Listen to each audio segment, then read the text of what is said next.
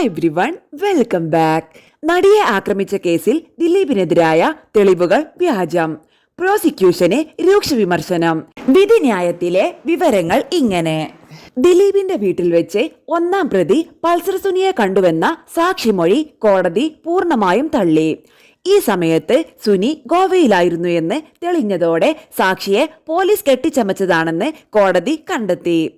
Quotation നൽകിയത് ഒരു സ്ത്രീയാണെന്നും madam എന്ന് വിളിക്കുന്ന ഇവർക്ക് വേണ്ടിയാണ് താൻ കൃത്യം നടത്തിയതെന്നും പൾസർ സുനി ആദ്യം മൊഴി നൽകിയിരുന്നു.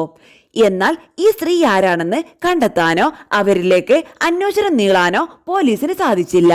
ഇത് അന്വേഷണത്തിലെ വലിയ വീഴ്ചയായി കോടതി ചൂണ്ടിക്കാട്ടി. ഗോവയിൽ വെച്ച് പൾസർ സുനി നടിയെ ആക്രമിക്കാൻ ശ്രമിച്ചു എന്ന പ്രോസിക്യൂഷൻ വാദം കോടതി തള്ളി.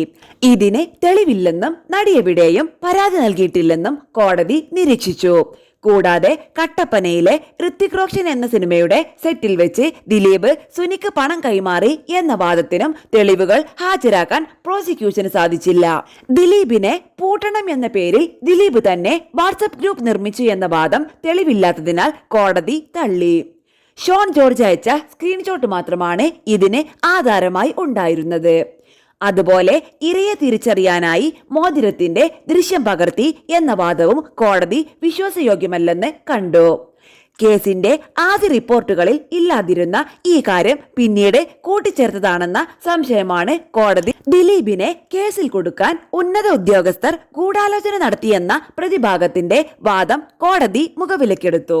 ദിലീപ് നൽകിയ പരാതിയിൽ അന്വേഷണം നടത്താതിരുന്നതും തെളിവുകൾ കൃത്രിമമായി ഉണ്ടാക്കിയതും ഇതിലേക്കാണ് വിരൽ ചൂണ്ടുന്നതെന്ന് വിധിന്യായം വ്യക്തമാക്കുന്നു. ദിലീപും പൾസർ സുനിയും തമ്മിലുള്ള ബന്ധം തെളിയിക്കുന്ന ശാസ്ത്രീയമായതോ സാമ്പത്തികമായതോ ആയ ഒരു തെളിവ് പോലും ഹാജരാക്കാൻ പ്രോസിക്യൂഷന് സാധിച്ചില്ലെന്ന് വിധിന്യായം അടിവരയിടുന്നു.